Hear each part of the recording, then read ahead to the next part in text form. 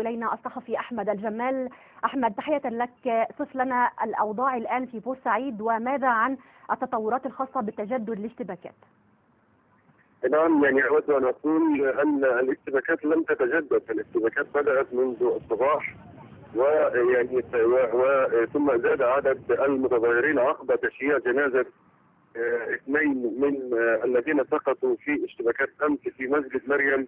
وعقب صلاة الجنازة مباشرة تجمع العشرات في ميدان الشهداء في بورسعيد وفي محيط مديرية امن بورسعيد.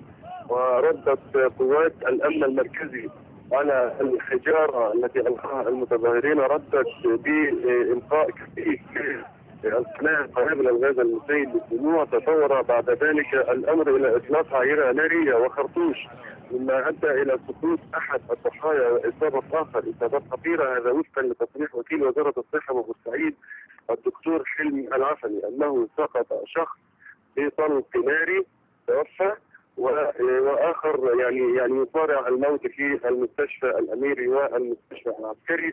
الاشتباكات تطورت بعد ذلك وزادت حده اطلاق الاعيره الناريه من قبل مديريه امن بورسعيد، الامر الذي ادى الى تدخل وحده من القوات المسلحه واطلاق النار من الجنود التي عليها في مواجهه مديريه الامن، وما ادى الى تهدئه الى حد ما اطلاق النار الكثيف من قبل مديريه الامن. المتظاهرون الان يحيطون مديرية امن بورسعيد وعمليات كر وفر. وقال لنا ايضا وكيل وزارة الصحة ان الاصابات عدت 400 و500 مصاب، بما فيها مصابين الامس. الوضع في بورسعيد يزداد اشتعالا كل لحظة. البيان العسكري الذي صدر منذ قليل لاقى قبولا وترحيبا من الشعب البورسعيدي ومن المتظاهرين.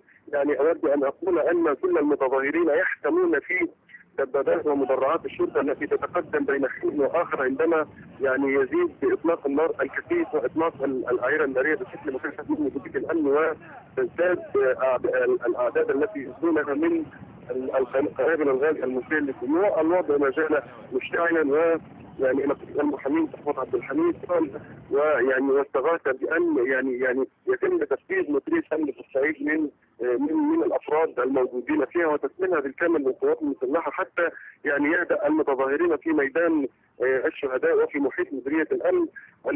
الوضع على مستوى اهالي السجناء الذين تم ترحيلهم من بورسعيد.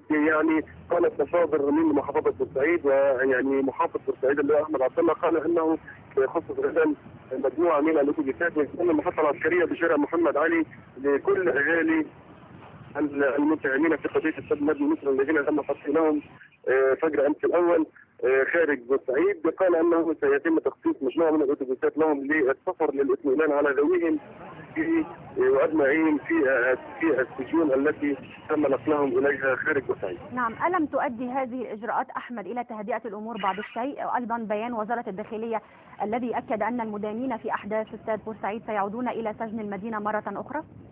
اود ان اقول ان هذه البيانات وهذه التصريحات تصدر تحت اطلاق النظام، فكيف يتم هدوء المتظاهرين؟ هي تصدر هذه البيانات بالفعل، ولكن تحت اطلاق النيران العيره الناريه متبادله بشكل مكثف. نعم. قنابل الغاز المسيل للدموع تطلق بشكل مكثف لدرجه ان الاهالي في المنازل يستغيثون لان الرياح تنقل كل الغازات الى اطفالهم والى نسائهم والى المسنين من القاطنين في هذه المباني. فكيف يهدأ الشارع؟ وتلك التصريحات وتلك البيانات تصدر تحت الاعيره الناريه واطلاق الغاز المسيل للدموع، كيف يهدأ الشارع؟ نعم، الاعيره الناريه التي تشير اليها احمد هل هي من جانب قوات الامن؟ هل تطلق قوات الامن الاعيره الناريه ام الخرطوش ام فقط القنابل المسيله للدموع؟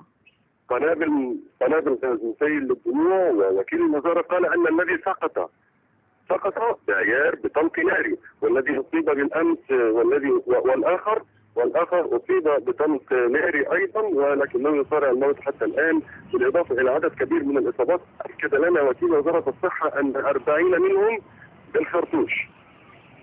نعم، هل تحدد او اتضح الجانب الذي يطلق هذه الاعيره الناريه؟ هل هي قوات الامن ام عدد من المندسين وسط المتظاهرين؟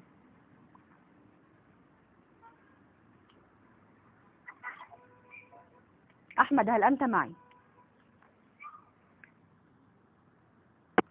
فقدنا الاتصال. شكرا جزيلا للصحفي أحمد الجمال، كان معنا عبر الهاتف من بورسعيد. نواصل هذا العرض الإخباري حيث أكد